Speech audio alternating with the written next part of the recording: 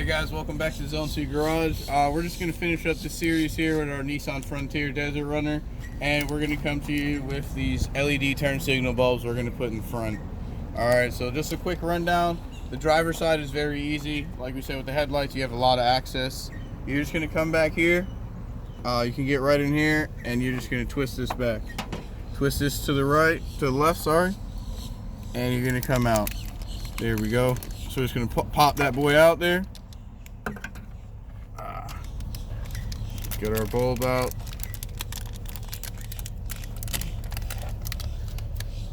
Once again, these are coming from Amazon. Good reviews. Here we go here. So you're going to find, once again, these bulbs, they have their tabs on there. So you're just going to put it in there and find the tabs as you rotate. Alright, so just like that. And you're going to go find it. See, it'll click in and then it's rotate to the left. Or, sorry, to the right. I'm turned around, guys. Let's go ahead and get over here to the passenger side. This side's a little bit tighter, but it is doable without tools. Alright, you don't need to remove the battery. You're just going to go ahead and slip your hand in right here like this. And you're going to go ahead and turn that. Once you get it out, it'll come all the way up here. So you have the length. Go ahead and pop that boy out.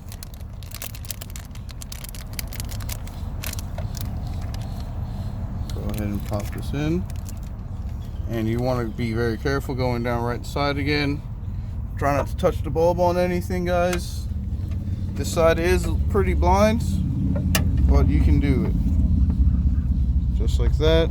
You're just going to go in there.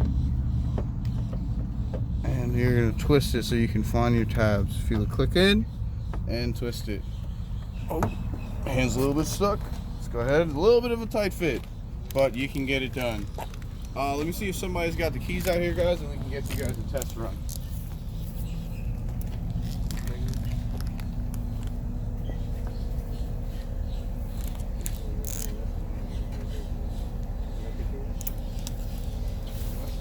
Working.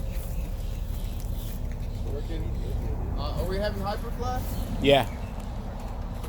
So guys, when you have that hyper flash situation there, that's happens when you convert everything to LEDs. That's going to mean that we have to put a resistor in line. So that'll be the next video that we go ahead and add. Alright, thank you guys for watching. We'll show you guys how to add that resistor in the next one.